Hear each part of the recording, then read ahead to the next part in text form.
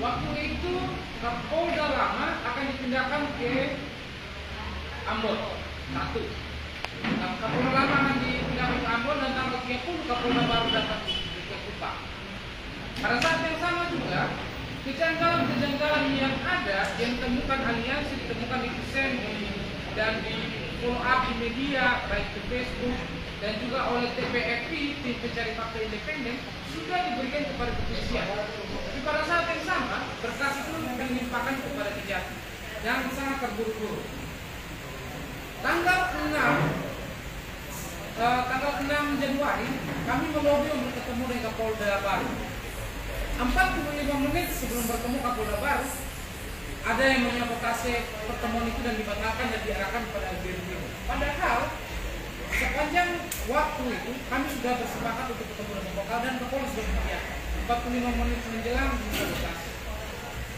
Yang berikut tanggal 10 Januari 2022 harusnya DPRD provinsi melakukan RDP dengan Kapolda baru di kantor DPRD.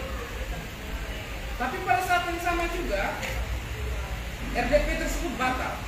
Malah wakil ketua DPRD yang diarahkan untuk pergi bersama Kapolda di kantor Polda NTT. Pada saat yang sama juga kami melakukan aksi. Jadi secara langsung kami mau bilang di sini bahwa banyak sekali kejanggalan-kejanggalan yang terdapat yang bisa menjadi bukti dan kami sudah menyerahkan bukti yang bisa dipakai oleh pihak kepolisian sejak Desember lalu. Tapi sampai sekarang itu tidak digunakan. Malah pelimpahan berkas kedua sudah dilakukan kemarin. Oleh karena itu, karena kami menganggap Polda NTT ini tidak beres, ada sesuatu yang tidak benar di sini. Kami menganggap seperti itu, kami berupaya untuk juga menghubungi Komnas HAM. Kami sudah mengirim tim kami di sana dan sudah melakukan audiensi dan sudah mencatat semua pengeluhan dari aliansi. Komnas Perempuan, Komnas Anak, YLBHI, Solidarity Center, kami sudah masuk semua di dalam dan memberikan ini dan memberikan semua kejanggalan-kejanggalan yang terjadi dalam proses penyelesaian kasus pembunuhan Asri dan lain-lain. Kemarin di Mabes Polri sudah dilakukan gelar perkara hari Senin kemarin. Oleh karena itu mohon izin Bapak Ketua dan pengurus, saya mau membacakan poin tuntutan kami aliansi. Hanya 2 saja poin kami. Yang pertama, kami meminta kepada Ketua MUI Bapak Matwongso untuk bersuara dan menuntut para penyidik Polda NTT agar bekerja secara transparan, profesional, jujur, adil dan tanpa diskriminasi. Poin kami yang kedua, kami meminta kepada Ketua MUI untuk menuntut agar tidak boleh ada pihak yang melakukan intervensi dalam bentuk apapun dengan maksud menghapuskan dan bahkan menghilangkan kasus ini agar tidak ada lagi kejahatan kemanusiaan.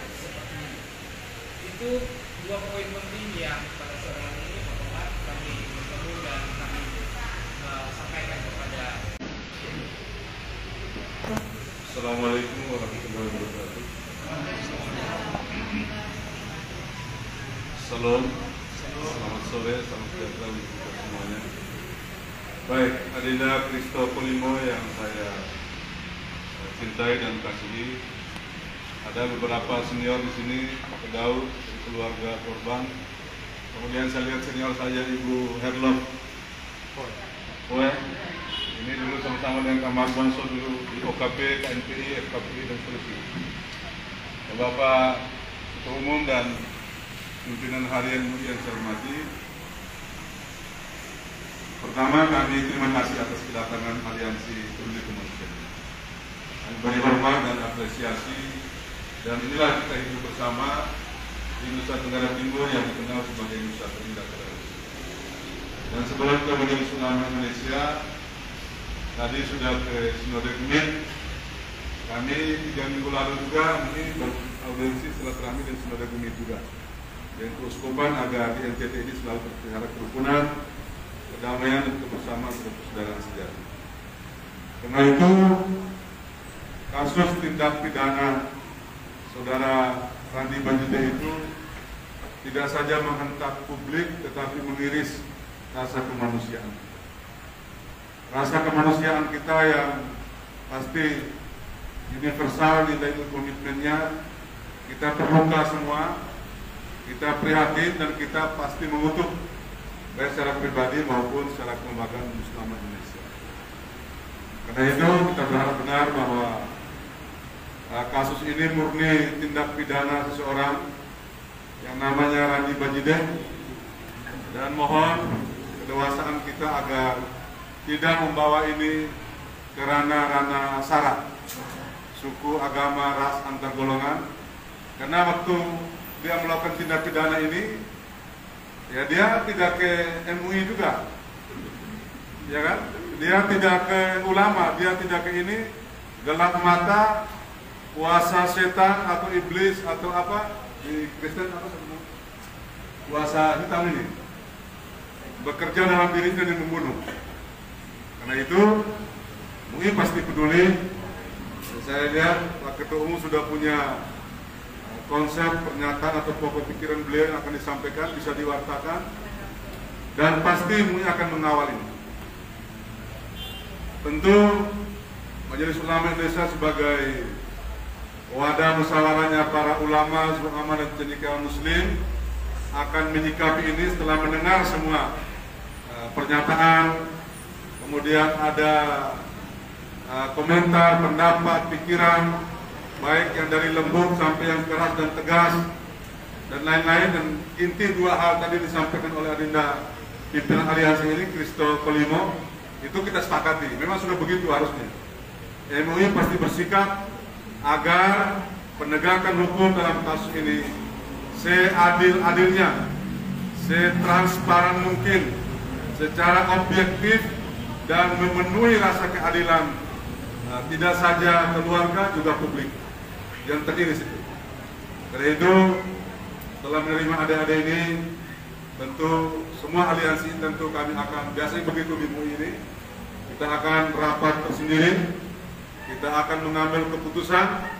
Kemudian keputusannya tidak saja untuk internal aliansi peduli kemanusiaan, tidak saja untuk umat Islam, dan saya sebagai ketua bidang hukum dan perundang-undangan akan juga mengawal ini. Dan tentu kita akan bersuara ke Kapolri, ke Kapolda, ke Komisi 3 DPR RI, kemudian ke DPR Provinsi, ke Gubernur tadi, Adinda Ketua perempuan tadi, jangan juga terlalu berharap saya omong pribadi, tidak. Ini MUI akan bersuara. Secara pribadi tentu bisik, tentu kasih tahu Pak Gub ini tolong peduli, tapi secara kelembagaan pernyataan atau sikap ini akan disampaikan kepada Gubernur secara resmi juga, kepada semua pihak. Saya kira itu, mari kita kawal proses penegakan hukum ini agar transparan, objektif, dan memenuhi rasa keadilan kita. Saya kira itu. Saya kembali kepada Pak Sekretaris. Saya tidak dalam kasus sebagai pembela, mungkin karena informasi kurang lengkap segala macam saja awal yang membuat mereka bersikap seperti itu. Tapi kami akan panggil mereka untuk cari tahu lebih lanjut dan akan ada pembinaan kepada mereka ke depan untuk hal-hal perjuangan kemanusiaan. Itu tidak boleh satu pihak untuk dia tinggal dia, termasuk adik-adik Andi dan TNI. Saya tinggal mereka mungkin tidak duga ada hal-hal yang kurang lengkap informasi yang mereka bersikap seperti itu. Jadi mohon maaf, pertama kami akan melakukan pembinaan seperti itu. Saya kira itu dari saya, karena Pak Ketua Umum sudah siapkan sebuah pernyataan yang sampai kepada kita semua. Kita kembali.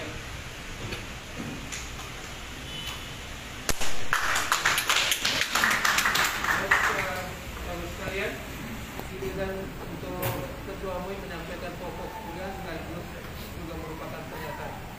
Ada saja pola yang kita bangun ini, Bapak sekalian, kalau kita sangat persepsi MUI dengan cara keulamaannya nanti akan mendukung dan mendorong tuntutan ini ke pihak-pihak yang terkait, misalnya Kapolda, Kapolri lewat surat. Hanya untuk turun ke jalan MUI memang ya, untuk kira-kira begitu. Kami persilakan. Baik, selamat sore. Salam sejahtera buat kita semua. Assalamualaikum warahmatullahi wabarakatuh. Waalaikumsalam. Salam. Khusus buat saudara saya, hello. Ini rindu dalam kasih sayang. kami biasa sama-sama berjuang di kalangan aktivis pemuda, mahasiswa. Tapi hari ini dalam bahasa agamanya Pak Kristo, indah pada waktunya saat bisa bertemu. Baik, saya cukup mencermati apa yang disampaikan oleh Pendeta Pak Kristo dan teman-teman tadi. Ternyata resah gelisahnya teman-teman itu adalah menjadi resah gelisahnya kota Kupang, resah gelisahnya kemanusiaan. Dan itu bukti sebelum aliansi ini datang, saya sudah punya atau Mudi sudah punya pernyataan. Pernyataan itu mesti menjawab semua. Jam 12 siang dari jam 12.30 tadi saya dapat info dari 2 orang. Biasanya